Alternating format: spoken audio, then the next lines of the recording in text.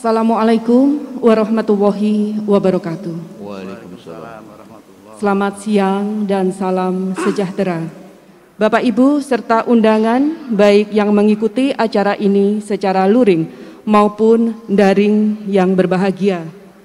Pada hari yang baik ini, Sabtu tanggal 19 Maret 2022, segala puja dan puji syukur sepatutnya lah kita panjatkan kehadirat Allah Subhanahu wa Ta'ala, Tuhan yang Maha Kuasa, karena berkat rahmat, taufik dan hidayahnya lah kita diperkenankan hadir pada hari ini untuk mengikuti acara sidang pleno Majelis Wali Amanat Universitas Brawijaya dalam rangka sosialisasi Peraturan Majelis Wali Amanat nomor 2 tahun 2022 tentang pemilihan, pengangkatan, pelantikan, dan pemberhentian Rektor Universitas Brawijaya.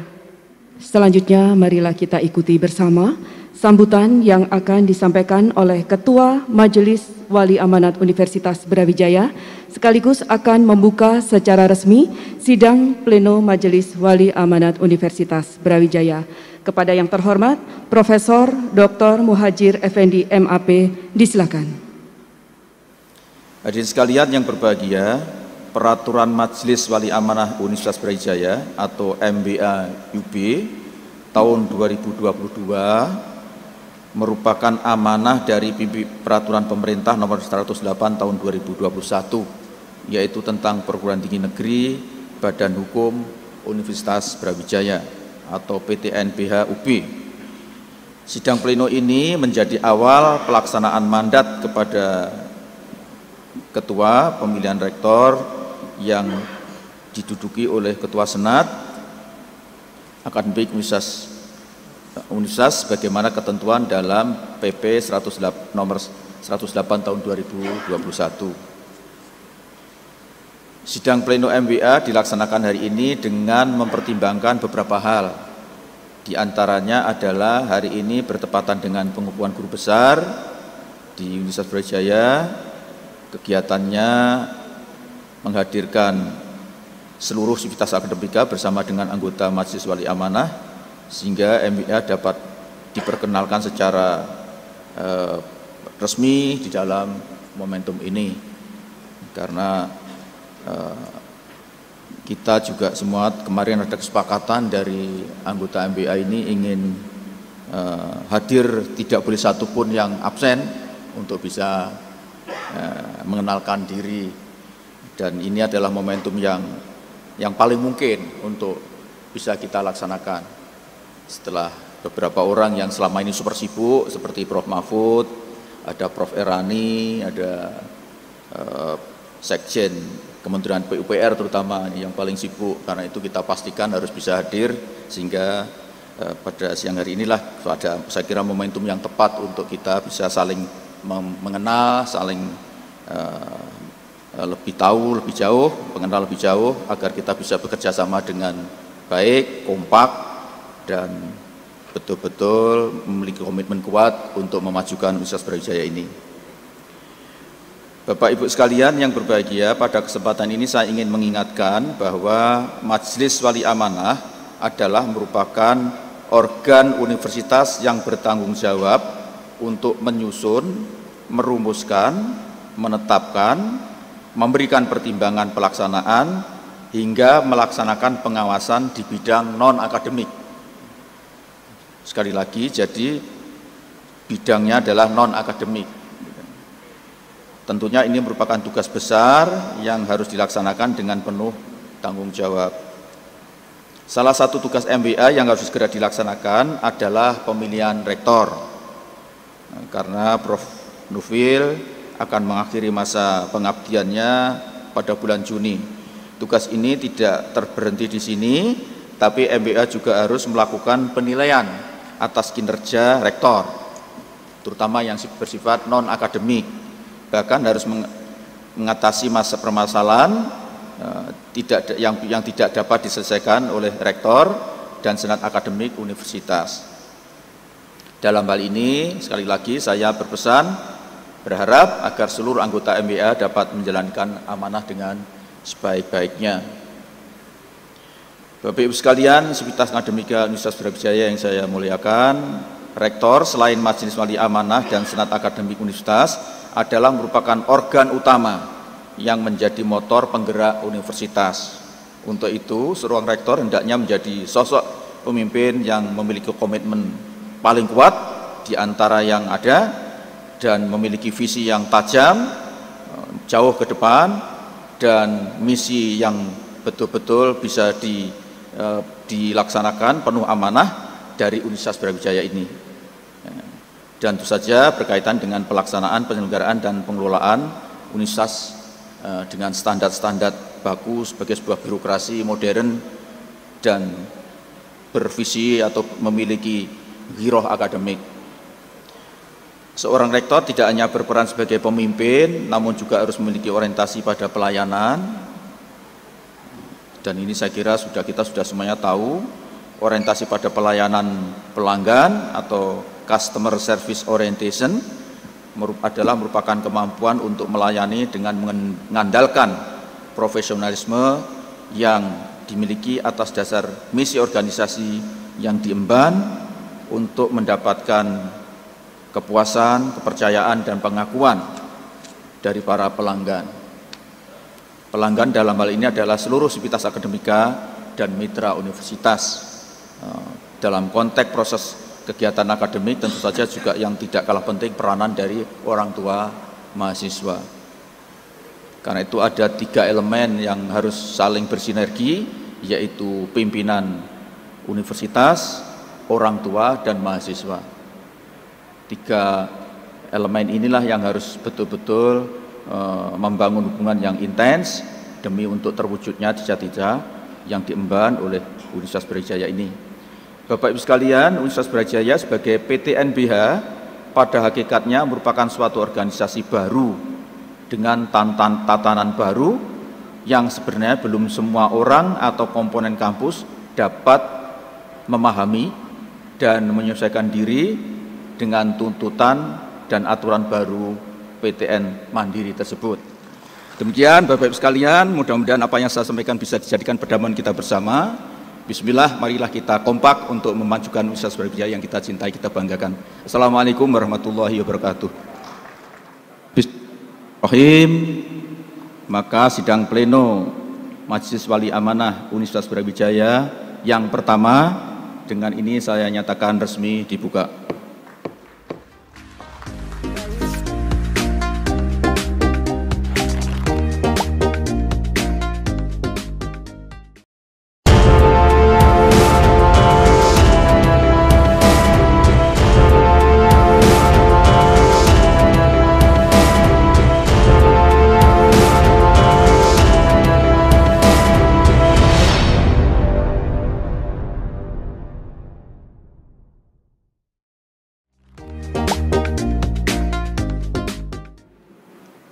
Bapak Ibu hadirin serta undangan yang kami hormati, acara selanjutnya yaitu perkenalan anggota Majelis Wali Amanat Universitas Brawijaya yang akan disampaikan oleh Sekretaris Majelis Wali Amanat Universitas Brawijaya. Kepada yang terhormat Profesor Dr. Insinyur Jalal Rosidi, MS IPU ASEAN Engineering, disilakan. Bismillahirrahmanirrahim. Assalamualaikum warahmatullahi wabarakatuh. Hadirin yang hadir daring maupun luring yang saya hormati, izinkan saya menyampaikan surat keputusan Menteri Pendidikan, Kebudayaan, Riset, dan Teknologi Republik Indonesia. Keputusan Menteri Pendidikan, Kebudayaan, Riset, dan Teknologi Republik Indonesia nomor 999/KP.A/06.06/2021 tentang pengangkatan anggota Majelis Wali Amanat Universitas Brawijaya periode tahun 2021 sampai 2026. Dengan rahmat Tuhan Yang Maha Esa, Menteri Pendidikan, Kebudayaan, Riset dan Teknologi Republik Indonesia menimbang dan seterusnya, mengingat dan seterusnya, memutuskan, menetapkan keputusan Menteri Pendidikan, Kebudayaan, Riset dan Teknologi tentang pengangkatan anggota Majelis Wali Amanat Universitas Brawijaya periode tahun 2021 sampai 2026. Ke-1, mengangkat. Kami mohon nanti yang saya sebut namanya bisa berdiri. 1. Menteri Pendidikan, Kebudayaan, Riset dan Teknologi ex officio. Kedua, Rektor Universitas Brawijaya selaku ex officio kepada Bapak Profesor Nufil Hanani, kami persilakan berdiri. Matur sakalangkung Pak Rektor. Berikutnya 3, Ketua Senat Akademik Universitas Brawijaya ex officio Profesor Arifin MS. 4, Profesor Dr. Muhajir Effendi MAP, wakil dari tokoh masyarakat. Kelima, Profesor Dr. H. Mahmudin SHSU MIP, beliau wakil dari tokoh masyarakat sekaligus sebagai Menko Polhukam. 6, Insinyur Muhammad Zainal Fatah, wakil dari tokoh masyarakat, beliau Sekjen Kementerian PUPR. 7, Profesor Iwan Triyono SEAK MEC PhD, wakil dari anggota Senat Akademik Universitas Brawijaya dari Fakultas Ekonomi dan Bisnis. 8, Profesor Dr. Insinyur Jalal Rosyidi MS IPU ASEAN Eng, wakil dari anggota Senat Akademik Universitas Brawijaya dari Fakultas Peternakan. Kemudian 9, Profesor Dr. Muhammad Saifur Rahman PhD SPJPK, wakil dari anggota Senat Akademik Universitas Brawijaya dari Fakultas Kedokteran. Beliau izin hari ini ada tugas di Medan. 10, Profesor Insinyur Simon B. Wijanarko MAP PhD, beliau wakil dari anggota Senat Akademik Universitas Brawijaya dari Fakultas Teknologi Pertanian. 11, Profesor Dr. Agus Suryono MS, beliau dari anggota Senat Akademik Universitas, wakil dari Fakultas Ilmu Administrasi. 12, Profesor Dr. Tauhid Lut MA dari Fakultas Hukum. Berikutnya, Profesor Muhaimin Rifai SSI PhD MDC, wakil dari anggota Senat dari Fakultas MIPA. Berikutnya, nomor 14, Andi Kurniawan SPI MNDSC, wakil dari dosen, beliau dari Fakultas Perikanan. Berikutnya nomor 15, Profesor Ahmad Erani Yustika SEMSC PhD. 16, Heri Prawoto Widodo SOS MAB, wakil dari Tenaga Kependidikan. 17, Muhammad Nurholis Mahendra, wakil dari mahasiswa. Semuanya itu sebagai anggota Majelis Wali Amanat Universitas Brawijaya periode tahun 2021 sampai 2026. Kedua, keputusan ini mulai berlaku sejak ditetapkan dan apabila terdapat kekeliruan akan diperbaiki. Keputusan ini ditetapkan di Jakarta pada tanggal 17 Desember 2021. Menteri Pendidikan dan Kebudayaan, Riset dan Teknologi Republik Indonesia Nadiem Anwar Makarim. Bapak Ibu, dari 17 anggota MBA tadi di dalam amanat Peraturan Pemerintah Nomor 108 Tahun 2001 tentang PTNBH Universitas Brawijaya perlu adanya pembentukan pimpinan MBA. Oleh karena itu, anggota MBA telah rapat pada tanggal 22 Desember, 5 hari setelah SK Menteri. Jadi 22 Desember 2021 pukul 19.05 dihadiri oleh semua anggota MBA, memutuskan bahwa pimpinan MBA Universitas Brawijaya untuk periode 2021 sampai 2026 diketuai oleh Bapak Profesor Dr. Muhajir MAP. Tepuk tangan. Kemudian Wakil Ketua MBA berikutnya Profesor Dr. Insinyur Simon Bambang Wijanarko MAP PSC. Selanjutnya, ini nggak usah tepuk tangan ya. Sekretaris MBA Profesor Dr. Insinyur Jalal Rosidi MS IPU ASEAN Eng.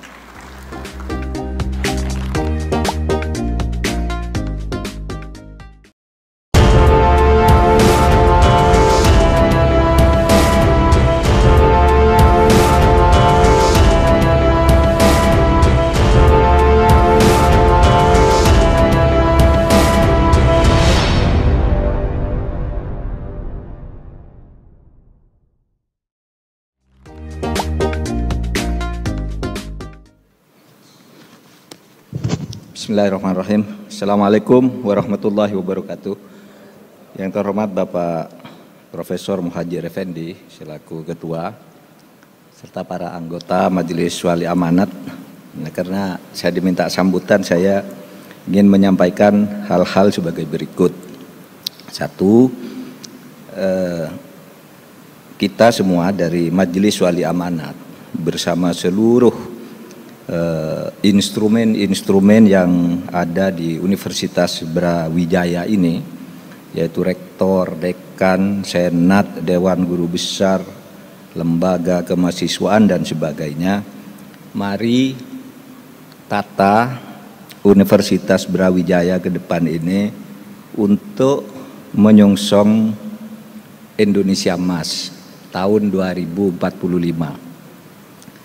Nah, Indonesia Emas tahun 2045 ini sudah dituangkan di dalam Peraturan Presiden nomor 15 tahun 2016. Indonesia Emas itu apa? Indonesia Emas itu adalah Indonesia yang bersatu, yang merdeka, bersatu, berdaulat, adil dan makmur. Itu ada di alinea kedua pembukaan Undang-Undang Dasar 1945, yaitu Indonesia yang merdeka, bersatu, berdaulat, adil dan makmur. Itu Indonesia Emas. Kita harus mengarah ke sana karena apa? Berdasar hitung-hitungan secara ilmiah, Indonesia Emas ini bukan sesuatu yang tidak mungkin. Itu yang tidak mungkin. Apa tidak mungkin? Hitung-hitungannya begini. Pada tahun 2045 Indonesia itu akan menjadi kekuatan negara, kekuatan ekonomi terbesar keempat atau kelima, antara 4 sama 5 di dunia. Dulu ini dihitung tahun 2010, Indonesia pada saat itu ada di kekuatan ekonomi ke-7, ke-6, lalu nanti pada tahun 2030 akan ada di kekuatan ekonomi ke-15 atau 16, dan pada tahun 45 akan menjadi kekuatan ekonomi keempat atau kelima bersama RRC, India, Amerika, lalu Indonesia atau Jepang yang keempat dan kelima ini. Itu hitung-hitungannya ilmiah. Nah, situasinya seperti apa tahun 2045 itu? Banyak ya, hutan akan seperti ini, laut seperti ini, perguruan tinggi seperti ini, jumlah sarjana seperti ini. Tetapi yang terkait dengan perguruan tinggi pada saat itu disebutkan bahwa angka partisipasi perguruan tinggi di tahun 2045 itu sudah mencapai 60%. Sedangkan lulusan SMA sudah mencapai 73%. Sekarang kan masih jauh sekali. Nah, di situ Indonesia Emas akan dicapai dengan pendapatan per kapita 23.990 sekian dolar di tahun itu. Nah, saudara, itu bukan tidak mungkin dicapai karena kita punya semua syarat yang diperlukan untuk itu. Nah, disitulah Universitas Brawijaya ini harus ikut mengantarkan bangsa ini menuju Indonesia Emas itu. Apa bisa dicapai Indonesia Emas? Kalau hitung-hitungan rasional tadi bisa dicapai. Tetapi ada sebuah buku novel yang dulu diperdebatkan di tahun 2018, yaitu buku judulnya tuh Ghost Fleet, ya, barisan hantu, gitu disebutkan di situ. Ini novel, tapi novel intelijen. Yang menulis itu namanya P.W. Singer, yang dia mengatakan gini, di tahun 2030 ketika Indonesia sudah tidak ada, jadi disebut di situ ini tidak ada dan Indonesia juga tidak ada gitu. Jadi di novel ini ditulis Indonesia tidak ada tahun 2030, dan ini dulu pernah dikemukakan oleh Pak Prabowo dalam konteks kampanye politik sehingga ribut di Indonesia. Nah, saudara, memang teorinya itu ya, kalau Indonesia mau menuju Indonesia Emas itu memang harus menjaga keutuhan. Selain tadi ilmu pengetahuan, teknologi, ekonomi, tapi juga keutuhan bangsa. Nah, oleh sebab itu di dalam sistem pendidikan kita itu, di dalam Undang-Undang Dasar Pasal 31 ayat 3 dan 5, pendidikan itu diselenggarakan berdasar iman, takwa, dan akhlak. Nah, tadi malam saya diskusi dengan Pak Novel dan kawan-kawan. Ya, kalau cuma mencetak orang pinter itu sekarang enggak sulit. Itu tadi yang dihitung-hitung oleh McKinsey, dihitung oleh Price Waterhouse Cooper gitu. Enggak sulit. Kalau seperti itu kan sangat matematis, materialistik. Tapi orang yang beriman, bertakwa, dan berakhlak itu kalau modal itunya tidak kuat, Indonesia bisa tidak sampai ke 2045. Nah, kan di ayat 5 pasal 31 itu juga disebutkan kita ini mengembangkan ilmu pengetahuan dan teknologi, iptek, tapi dasarnya iman, takwa, dan akhlak mulia. Nah, disinilah tugas kita menurut saya, saudara sekalian, agar apa yang digambarkan oleh buku Ghost Fleet tadi tidak terjadi, dan itu bisa kita lakukan, yaitu jangan sekali-kali membangun sekularisme di kampus. Itu udah selesai diskusinya di Indonesia, sudahlah, jangan sekularisme. Tapi harus ada iman, ada moral. Pemeluk agama ya harus diajari untuk taat kepada agamanya.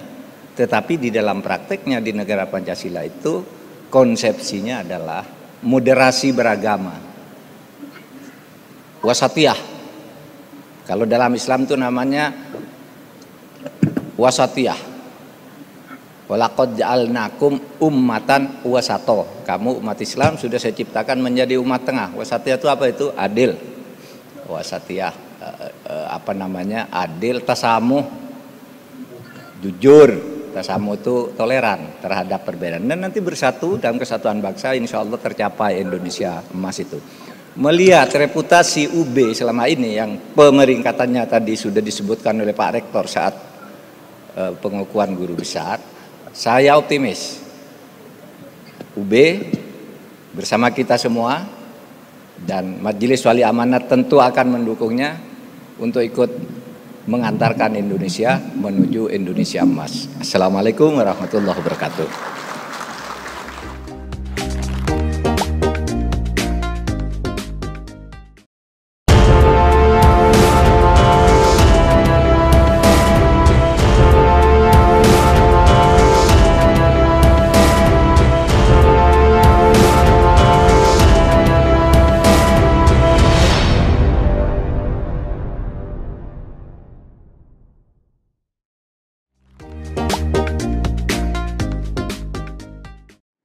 Hadirin yang kami hormati, acara selanjutnya yaitu sosialisasi Peraturan Majelis Wali Amanat Universitas Brawijaya nomor 2 tahun 2022 tentang pemilihan, pengangkatan, pelantikan, dan pemberhentian Rektor Universitas Brawijaya yang akan disampaikan oleh Wakil Ketua Majelis Wali Amanat Universitas Brawijaya, yaitu Profesor Dr. Insinyur Simon Bambang Wijanarko, MAPP SC. Dengan hormat, disilakan. Dalam rangka sosialisasi Peraturan Majelis Wali Amanah Universitas Brawijaya nomor 2 tahun 2022. Alhamdulillah, sesuai dengan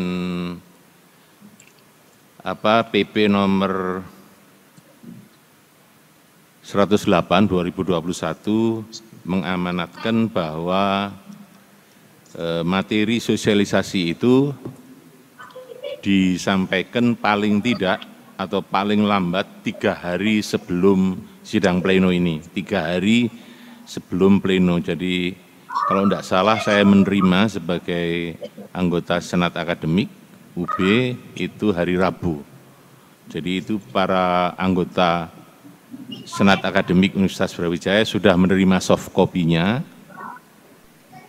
pada hari Rabu, dan hari ini hard copy-nya dibagikan. Yang pertama adalah dasar hukumnya. Dasar hukumnya ada, yang pertama itu adalah di pasal 39 ayat 4, pasal 45 dan pasal 67 ayat 2 dari PP 108 itu menetapkan bahwa UB perlu menetapkan peraturan nomor 2 2022 ini.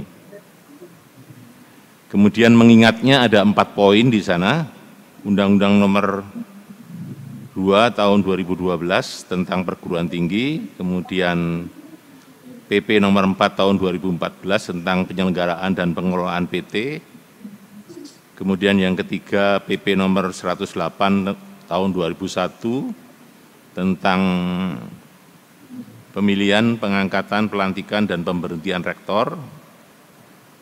Yang terakhir peraturan NWA ini tentang nomor 1 tentang UTK. Hal lain yang perlu diingat adalah poin-poin yang ada di PPT itu intinya adalah mengingatkan kita bahwa Prof. Nufil sebagai rektor periode 2018-2022 sesuai dengan PP-nya itu ditetapkan oleh Menteri Muhammad Natsir, masa jabatannya akan berakhir 26 Juni 2018. Berdasarkan latar belakang itulah kita pleno sekarang hari ini mensosialisasikan peraturan MWA UB nomor 2 tahun 2022. Kemudian pasal 3 yang nanti akan kita sampaikan timeline pemilihan rektor UB periode mendatang, yaitu ketentuannya adalah jangka waktu 3 bulan sebelum pemilihan rektor tersebut harus dibentuk panitia pemilihan untuk itu. Dan panitia pemilihan untuk itu sudah selesai, hari ini akan ditandatangani, sehingga kegiatan sosialisasi ini sesuai dengan rencana kita. Kemudian pemilihan rektor terdiri atas 4 poin, yaitu A. Seleksi bakal calon atau balon rektor, B. Pemilihan calon rektor, C. Pengusulan calon rektor kepada MWA, dan terakhir pemilihan rektor oleh MWA. Mulai huruf A, B, dan C, pelaksanaannya adalah dilakukan oleh Senat Akademik Universitas. Setelah pleno Senat Akademik Universitas yang akan dihadiri oleh Bapak-Bapak dan Ibu anggota Senat akademik universitas akan menghasilkan 3 calon rektor, kemudian 3 calon rektor itu baru dikirim ke MWA untuk diadakan sidang pleno memilih rektor UB. Itu poin pentingnya di dalam pemilihan rektor pasal 3, pasal 4 tentang tahap seleksi saya rasa tidak begitu urgent disosialisasikan. Yang penting adalah pasal 5 juga, yang termasuk penting adalah pasal 5 yaitu pengumuman seleksi bakal calon. Setelah sosialisasi ini akan segera disebarluaskan media massa ya, bahwa UB akan memilih rektor baru dan sesuai dengan ayat 2 pasal 5 itu, pengumuman paling sedikitnya memuat jadwal, persyaratan, tata cara pendaftaran, dan alamat keseteriatan. Seluruh masyarakat Indonesia yang memiliki persyaratan tersebut bisa mendaftar. Ya. Kemudian pengumuman itu akan dilakukan melalui medsos laman resmi UB. Pasal 7 tentang panitia. Panitia itu akan dituangkan dalam berita acara penetapan balon. Jadi seleksi balon rektor akan dilakukan oleh panitia, kemudian hasilnya akan ditetapkan dalam suatu berita acara. Pasal 8, kita lanjut ke pasal 8. Panitia akan menyerahkan nama-nama balon rektor tersebut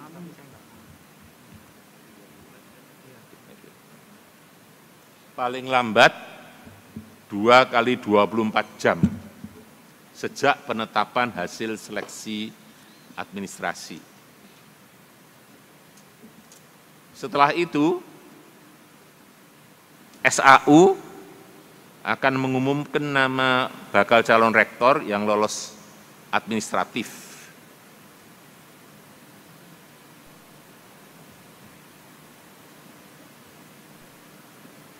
Kemudian di pasal 10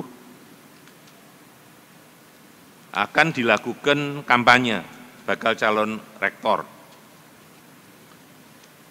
Kampanye dilakukan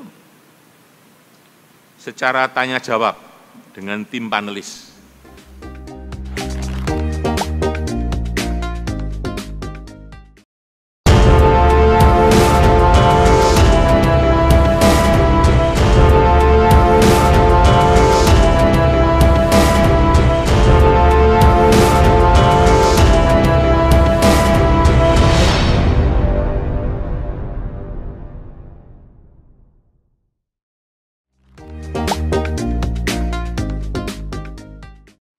Tentang pemberhentian rektor, pasal 28, ini perlu disosialisasikan. Di pasal 28 ayat 1, jabatan rektor berakhir pada poin huruf A sampai huruf H. Yang poin penting yang perlu disosialisasikan adalah pada ayat 2. Jadi pemberhentian rektor karena alasan tadi yang A sampai dengan H tadi dilakukan oleh MBA setelah mendapat pertimbangan dari SAU. Setelah mendapat pertimbangan dari SAU. Artinya SAU melakukan proses sebelum dilakukan pemberhentian rektor. Sidang pleno yang dimaksud pada ayat 2 tadi dihadiri paling sedikitnya 2/3 anggota MBA. Rektor yang sedang menjabat tidak mempunyai suara dalam pemberhentian rektor tersebut. Menteri memiliki 35% hak suara dari seluruh jumlah hak suara MBA. Nah, sekarang adalah pertimbangan SAU. Sidang pleno SAU untuk memberikan pertimbangan kepada MWA berkaitan dengan pemberhentian rektor tersebut dilaksanakan paling lambat 5 hari sejak permintaan pertimbangan pemberhentian rektor disampaikan ke MWA. Kemudian di ayat ketiga, sidang pleno SAU yang dimaksud pada ayat 2 disampaikan ke MWA paling lambat 1 hari sejak dilaksanakan sidang pleno. Jadi setelah sidang pleno tentang pertimbangan pemberhentian rektor itu besoknya sudah diserahkan kepada MWA. Kemudian MWA mengadakan sidang pleno berkaitan dengan usul dari SAU tersebut untuk memilih rektor. Nah, pengangkatan rektor oleh sidang pleno MWA dimuat pada pasal 31, dimulai dari ayat 1 sampai dengan ayat 3. Pada prinsipnya adalah rektor definitif, itu bisa MWA mengangkat dari salah satu wakil rektor untuk meneruskan sisa jabatan rektor.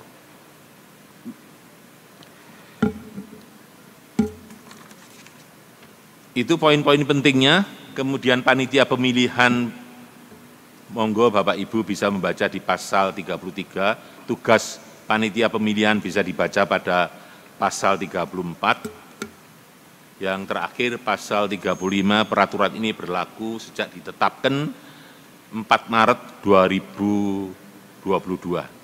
Demikian, terima kasih atas perhatiannya pada sosialisasi peraturan MWA nomor 2 2022 ini.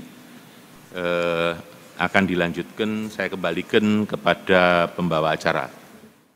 Monggo Bapak Ibu anggota Senat Akademik Universitas yang ingin bertanya tentang peraturan MWA nomor 2 tahun 2022. Disilakan. Hanya satu saja yang perlu klarifikasi dari pimpinan MWA yang terkait dengan peraturan ini. Tadi sudah disampaikan bahwa prinsip pemilihan ini one man one vote. Ya. Tetapi ada suara menteri 35%. Ini kan memiliki perbedaan dengan prinsip one man one vote. Tetapi ini sudah terjadi di mana-mana. Nah, 35% itu kan hak politik, bukan hak demokrasi. Ya, barangkali bisa dijelaskan kenapa seluruh perguruan tinggi di Indonesia masih memberikan banyaknya suara menteri 35%. Apakah mungkin ke depan ketika kita sudah PTNBH, menteri atau siapapun di MWA suaranya sama seperti prinsip one man one vote tadi? Mohon dijelaskan. Terima kasih.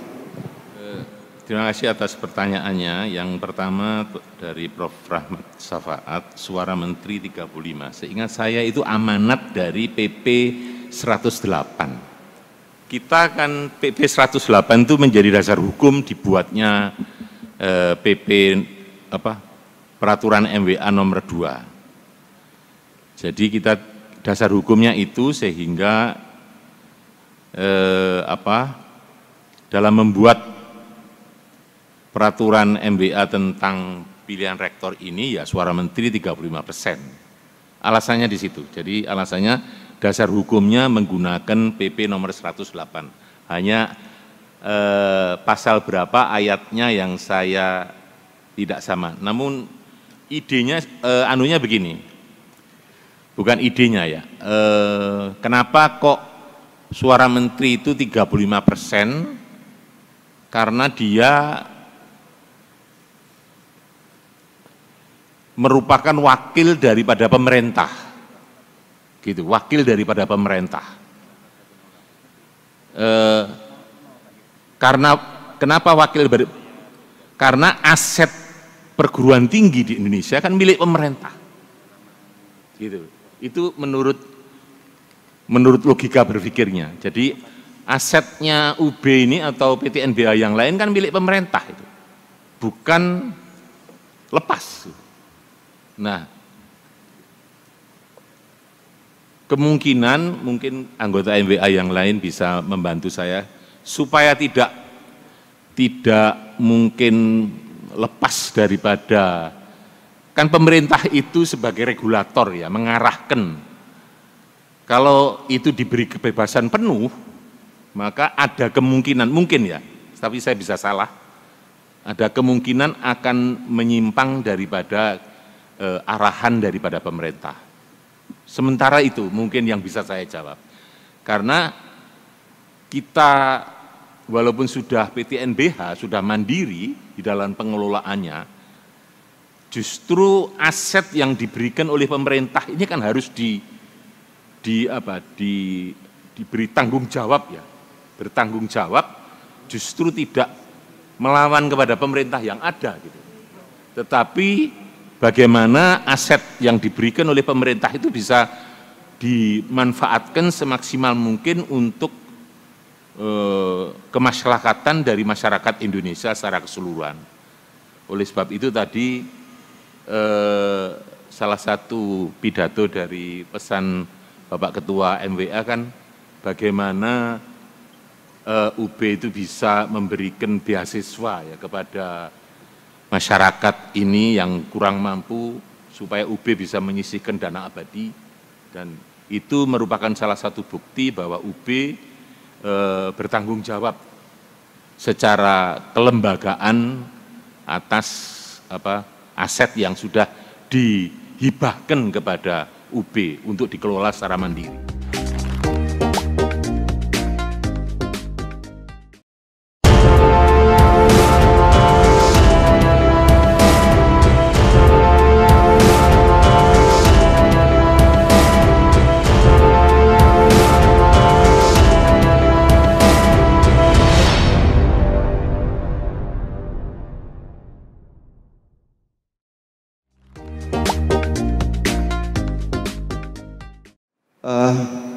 Saya mendukung aturan ini.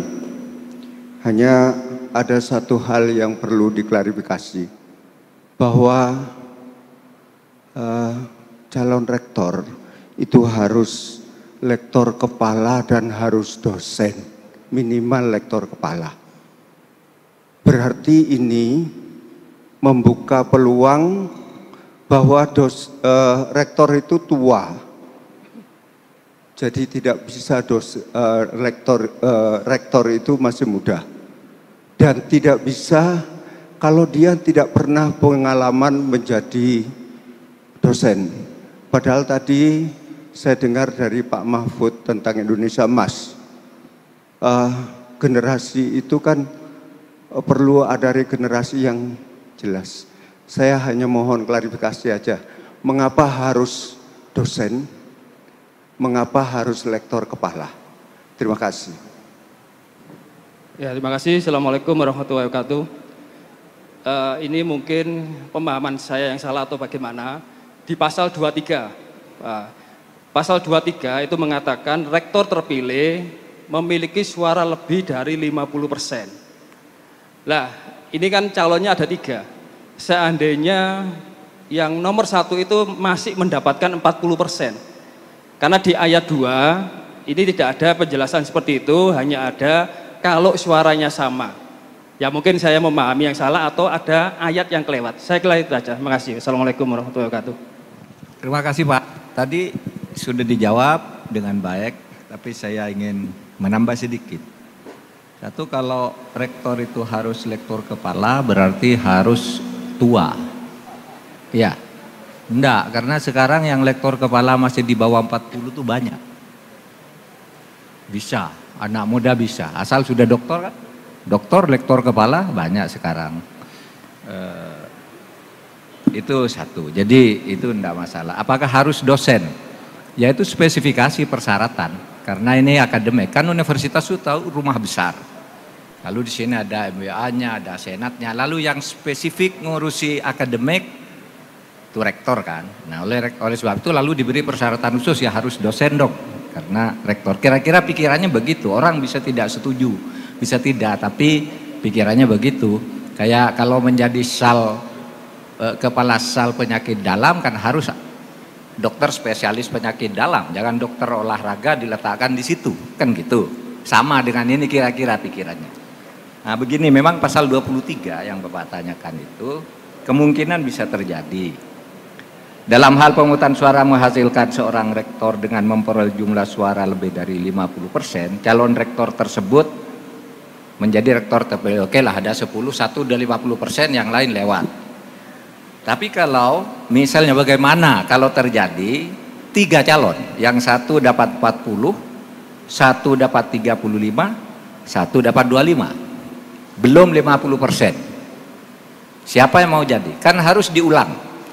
Nah tradisinya itu yang diulang yang 2 saja, 2 nomor 1, nomor 2. Kalau ini harus ditulis nanti bisa dicatat aja sebagai kesepakatan kita nanti sebelum pemilihan. Nanti kalau terjadi 3, 40, 35, 25, maka diadu lagi yang 2 sehingga pasti 50% satunya, ya kan?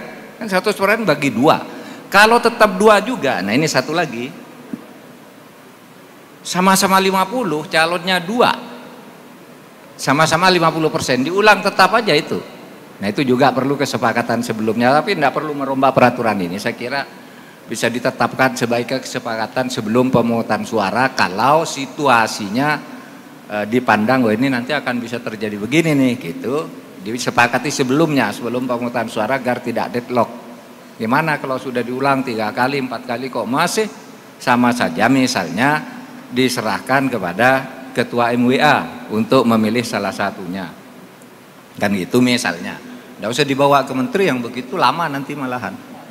Tapi itu nanti aja ya, kesepakatan di lapangan. Memang pasal 23 ini memang perlu ada pasal pengaman kalau terjadi hal-hal seperti itu. Calonnya lebih dari 2 dan tidak ada yang 50%, mau apa? Ya kan harus diulang. Diulangnya yang 2 aja, kalau diulang lagi 3 sama lagi akibatnya. Pemilihnya tetap fanatik, nggak mau pindah, ya ke situ lagi. Gitu. Nah oleh sebab itu saya kira tidak ada masalah untuk memasuki pemilihan rektor yang akan datang dengan menggunakan peraturan ini. Ini kan bisa diatasi dengan kesepakatan sebelum itu. Terima kasih Pak. Saya kembalikan kepada Mbak Acara. Penyerahan secara simbolis peraturan MBA nomor 2 tahun 2022 oleh Ketua Majelis Wali Amanat Universitas Brawijaya kepada Ketua Senat Akademik Universitas Brawijaya. Baik, terima kasih, semoga bermanfaat. Dan Bapak Ibu hadirin yang kami hormati, rapat pleno Majelis Wali Amanat Universitas Brawijaya dalam rangka sosialisasi peraturan MBA Universitas Brawijaya akan ditutup secara resmi oleh Ketua Majelis Wali Amanat Universitas Brawijaya. Kepada Profesor Dr. Muhajir Effendi MAP dengan hormat disilakan. Bapak Ibu anggota Majelis Wali Amanah Universitas Brawijaya dan Bapak Ibu sekalian, para pejabat di lingkungan Universitas Brawijaya, marilah kita tutup sidang pleno pertama Majelis Wali Amanah Universitas Brawijaya ini dengan membaca hamdalah alhamdulillahirabbil alamin. Assalamualaikum warahmatullahi wabarakatuh. Waalaikumsalam warahmatullahi wabarakatuh. Dan hadirin yang berbahagia, dengan demikian berakhirlah sudah seluruh rangkaian kegiatan pada hari ini, yaitu rapat pleno Majelis Wali Amanat Universitas Brawijaya dalam rangka sosialisasi peraturan Majelis Wali Amanat nomor 2 tahun 2022 tentang pemilihan, pengangkatan, pelantikan, dan pemberhentian Rektor Universitas Brawijaya. Dan semoga kegiatan ini bermanfaat bagi kita semua. Kami mengucapkan terima kasih atas perhatian dan kehadiran Bapak Ibu yang setia mengikuti acara ini sampai dengan akhir. Ucapan terima kasih kami pula kepada seluruh pihak yang ikut mensukseskan acara ini. Dan akhirnya saya atas nama panitia yang bertugas undur diri. Selamat siang dan wassalamualaikum warahmatullahi wabarakatuh.